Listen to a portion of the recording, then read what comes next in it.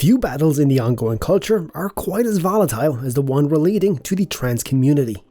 Of course, as the host of the biggest podcast in the world, Joerogan has had no problem wading into the chat controversy time and time again.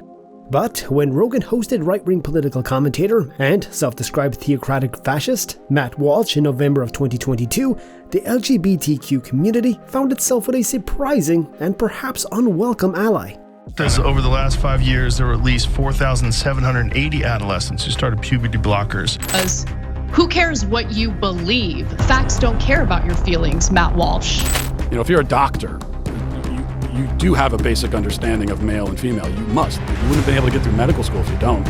Let's be frank, Joerogan is not a supporter of trans people. On his podcast, he repeatedly referred to the concept of being transgender as contributing to societal collapse and referred to transgender swimmer Leah Thomas as the woke straw that broke the camel's back. In short, Rogan, like everybody else, has opinions, and generally he does his best to respect the opinions of his guests. However, there have been times when he stood up to guests who made unsupported, ridiculous, or even flat-out untrue claims. He got very angry with comedian Jamia Kilstein. Listen, and I'm not trying to sound big to me, by the way, For the sake of honesty, the real issue came not just because of that, but because of your characterization. The next day.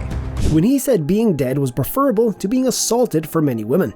Joe also got heated when talking to Candace Owens when discussing her uninformed opinions on global warming, namely that she doesn't believe in it. However, when pressed, she quickly admitted that she knew virtually nothing about it either. So, when the Daily Wire's Matt Walsh started making some claims about the surge in transgender reassignment surgeries, Joe, despite his own views on the matter, pushed back.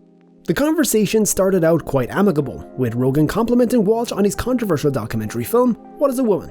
At some point, however, Walsh began assigning actual numerical claims to back up evidence that the so-called transgender problem is an epidemic from which we can't return. Specifically, Walsh claimed that millions of children had been placed on puberty blockers. Rogan immediately expressed surprise, asking him to confirm the number. Surprisingly, he's overplayed his hand. Walsh immediately says that someone is going to fact-check him. He also states that we don't have any clear numbers on it.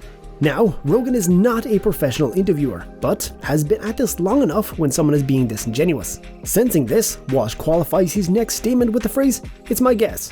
Though this would normally be enough to provide Walsh with an anti-argumentative safety net, he immediately jumps right back into the numbers, stating that he read a report recently that stated there were over 1,000 double mastectomies performed between 2016 and 2019. And that it demonstrated a massive increase in gender-affirming double mastectomies. But Walsh slips up even more when Rogan asks for clarification. Joe asks what he means by girls specifically, if he means prepubescent girls. Walsh immediately answers yes, even clarifying that he's referring to minors. This is immediately problematic, as prepubescent girls, by definition, are not yet to develop breasts. They would, therefore, in no way require mastectomies. He also states that having this happen to one kid is way too many. It's at this point that Rogan pulls up some facts.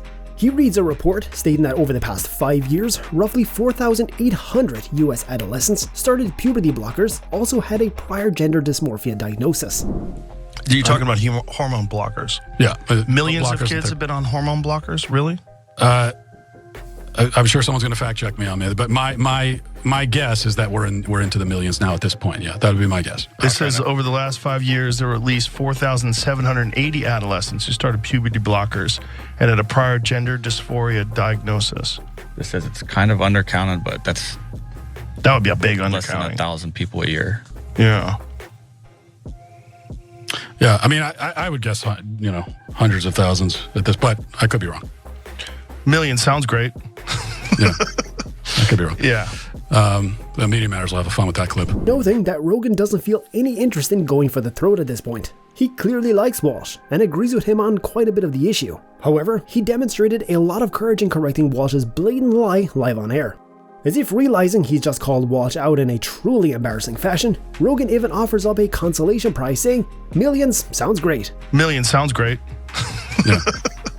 For context, the mastectomy study Walsh was likely citing comes from the Christian Broadcasting Network's FateWire. Despite the fact that the source has a well-established bias on the topic, it clearly states that the average age for double mastectomies was actually 17. Though technically minors in the legal sense, they are neither prepubescent nor girls, as Walsh asserts. So, while Rogan is far from a trans advocate, and in fact is quite the opposite in many ways, Supporters on the LGBTQ side would do well to recognize his efforts in combating misinformation. Though they don't have to like Rogan, his show, or his opinions, this is a good example of him calling a guest out on their lies, and at least attempting to keep the discussion grounded in reality.